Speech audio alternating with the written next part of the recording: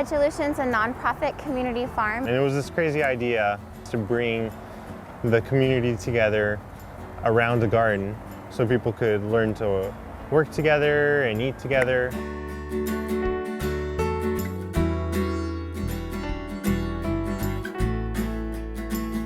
We started in 2007. We asked people if we're able to garden in their backyards behind San Jose State, and to our surprise, a lot of people were open to that. And so after that, we found out about this land here at Emmerpush Park. And in 2008, we broke ground here. In 2009, we expanded 1 acre. In 2010, we expanded to 2 acres. And our most recent expansion was to utilize the full 6 acres, and that was last December in 2012.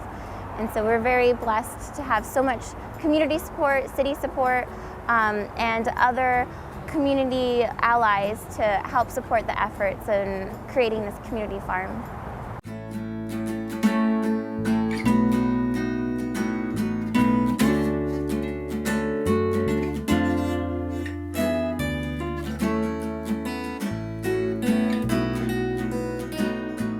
When we started Veggielution, we weren't really sure what our goals were, but as we developed our ideas more, we focused on a few primary goals, and one goal is to teach people about sustainable agriculture, because we feel that our whole food system is really unhealthy right now. Another one is just empowering youth. We really want the youth from San Jose to be able to increase their leadership skills through participating in our programs. And then the third goal is to build community, and working together and eating together is like a great way for people to come together as neighbors.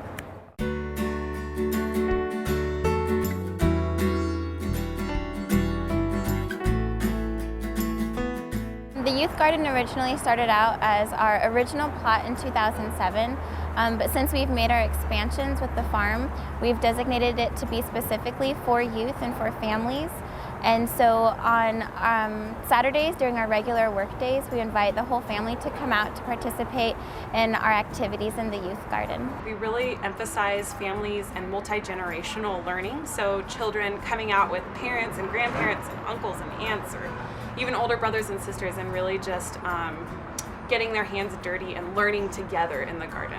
Well, it benefits the youth and the whole family, and in giving them a chance to interact with nature together, to spend quality time together. They're learning basic ecology all the way to nutrition in the youth garden, but very hands-on learning. The activities that we set up are for the whole family, so they participate in garden maintenance, and they learn about sustainable gardening techniques, as well as arts and crafts where we press flowers or do seed saving or different activities like that.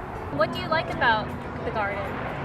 Because it helps grow food and provides beautiful flowers. We don't grow up on farms, and so it's just good for the kids to get experience that it takes hard work to grow your food. I get to take it. And yeah. You do? It's a radish. And there are animals here, and it just kind of feels like you're in the country, but obviously, we're surrounded by the city, so it's good exposure. Yeah. It has lots of different kinds of flowers and stuff.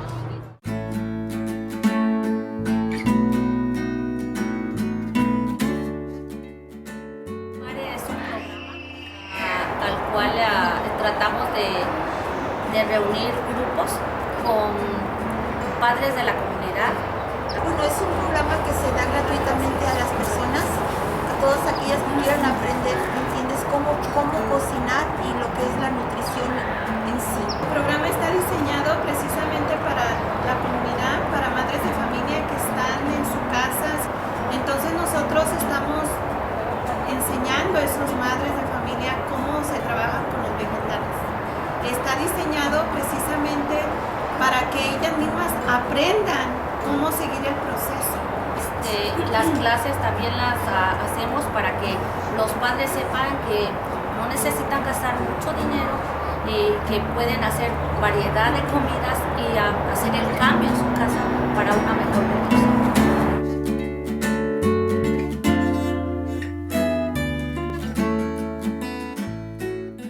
In Industrial farming, not to say that it's all bad, but a couple of bad things about it is that they use a lot of chemicals, so fungicides, pesticides, fertilizers. Those are usually petroleum-based, which is an oil.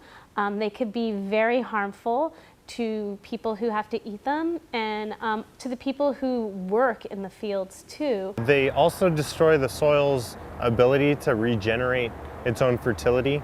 So for example, with fertilizer, there's sometimes a lot of salt in fertilizer. And when you think about like a slug, you know, what happens to a slug when you pour salt on it? Like it dies. And it's the same thing for earthworms, it's the same thing for microscopic soil organisms. A lot of youth don't know where their food comes from, or even if they do, they don't necessarily understand the environmental impact of having food shipped from another state or even another country or even across the world, which a lot of foods are. Bananas, for example, are extremely popular and they're healthy and they're good for you, but there's a large environmental impact that comes from having food that's not grown locally and not grown sustainably. If you can eat things that are grown within 100 miles of where you live, then you are doing your part to decrease the amount of carbon that is spent on shipping those foods.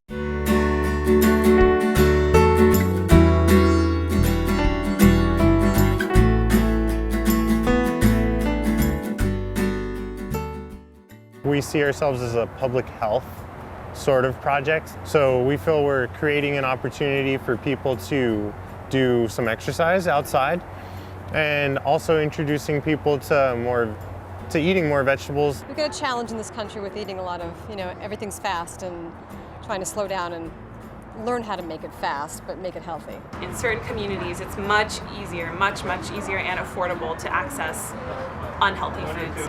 Veggielution really popped up in East San Jose because it's a food desert and because there's just not a whole lot of opportunity for the community in this area to have access to healthy fruits and vegetables, but also farm. Where are you gonna find an urban farm in the middle of San Jose? Nowhere else.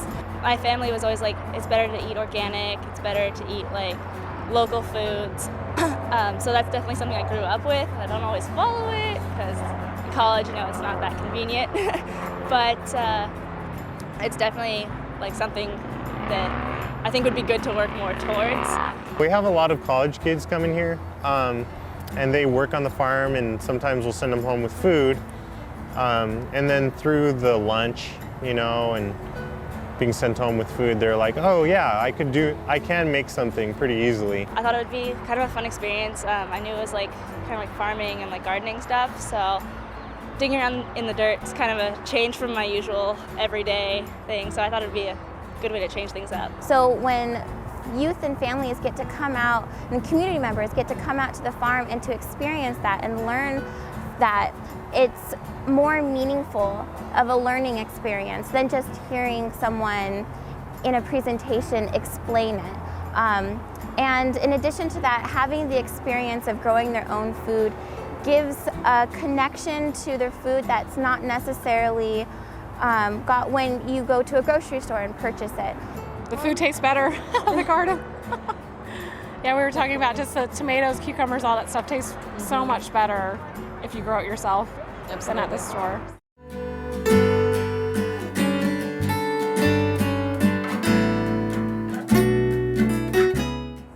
Food's tremendously important to a family.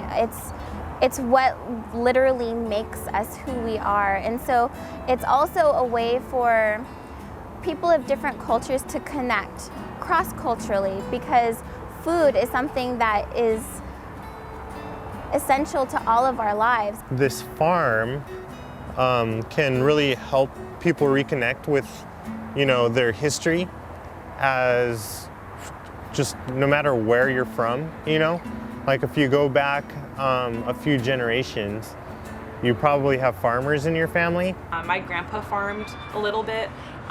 He had a giant garden, not really farm. And so when I came out here, I just felt so connected with the earth in a way that I hadn't felt since I was young.